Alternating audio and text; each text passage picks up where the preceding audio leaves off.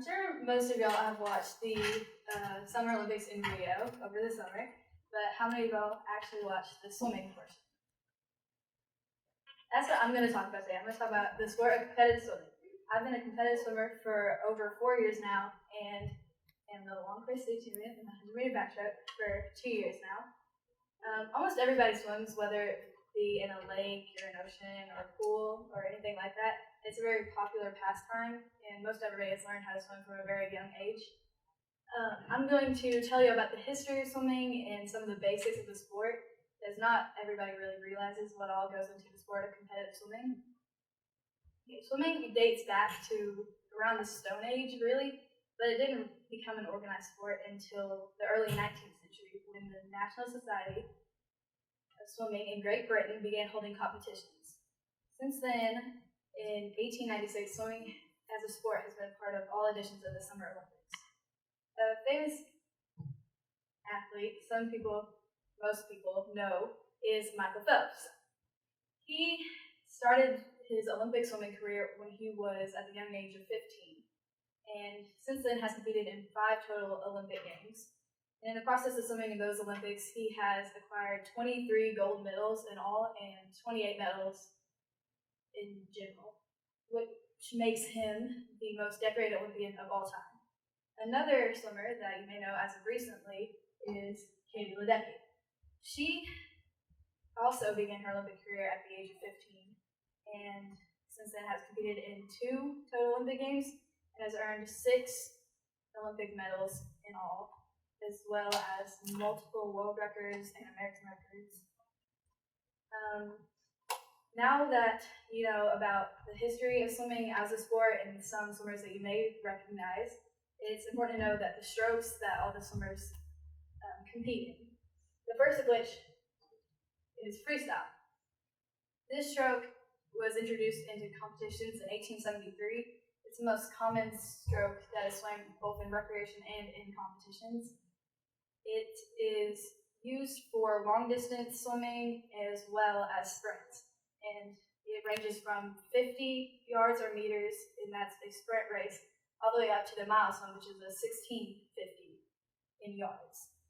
The next stroke is backstroke. This is basically an inverted version of the freestyle stroke, because instead of swimming it on your stomach, you swim it on your back with your face out of the water. It's the only stroke in which you start from inside the pool with a push off the wall rather than diving into the pool.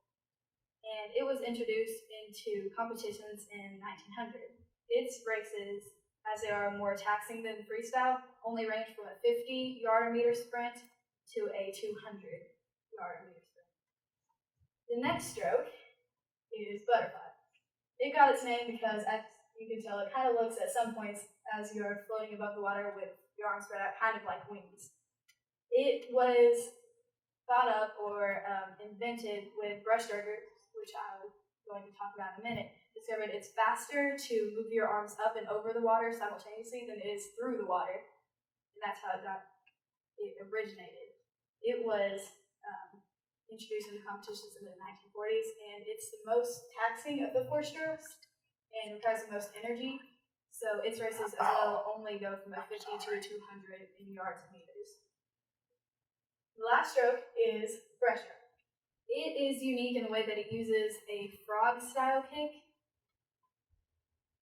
and you can see why it's called frog-style from the picture.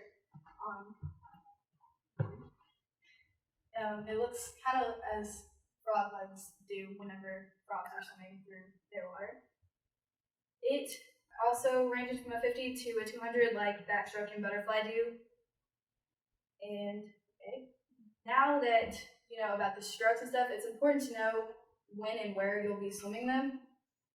Swimming is composed of 2 main seasons. There's short course and there's long course. Short course is swam from August through April, and it's swam in a 25-yard pool. And long course, this size pool, is swam April through July, mostly in the summer months. And it's an Olympic-sized pool, which is 50 meters long. You can tell from the name of the Olympic-sized pool that this is the pool that Olympic swimmers compete in. with that, it's important to know what to wear while you're swimming in order to help you swim to your best ability. And there's two different types of swimsuits that you can wear.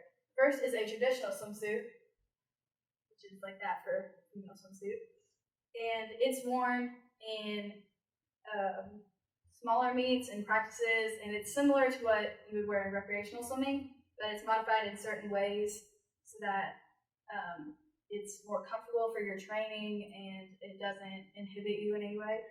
And FINA talks about this a lot on their website about the types of suits and why they are made the way they are. Male suits, however, they're a lot tighter than recreational suits are, just because it would make a lot of drag if they were really loose, and it would not be very practical for the type of swimming that competitive swimmers do. The second type of suit that you wear in competitive swimming is a technical suit. These are much tighter, they offer a lot of compression, and their material is very hydrophobic. They're very expensive, like the lowest end you can probably get is $100. They range all the way up to $600 for the most effective and probably the most high-end suit you can get. And even with that price, they still only last for about 2 to 3 meets at most.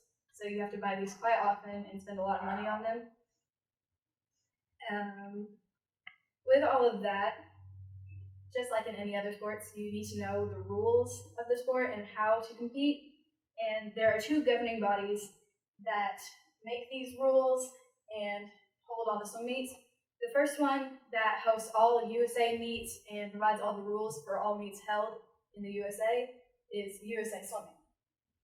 And then once you progress into international swimming, and it's governed by FINA, and they make all the rules, and they approve all the suits that you wear, and they govern all the swim meets and sanction all the swim meets and all of that.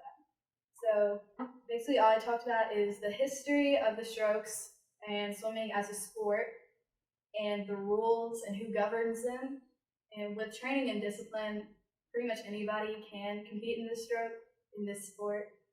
And there's multiple levels for your abilities. And whether you could choose to compete in this sport or not, swimming can be enjoyed by anybody.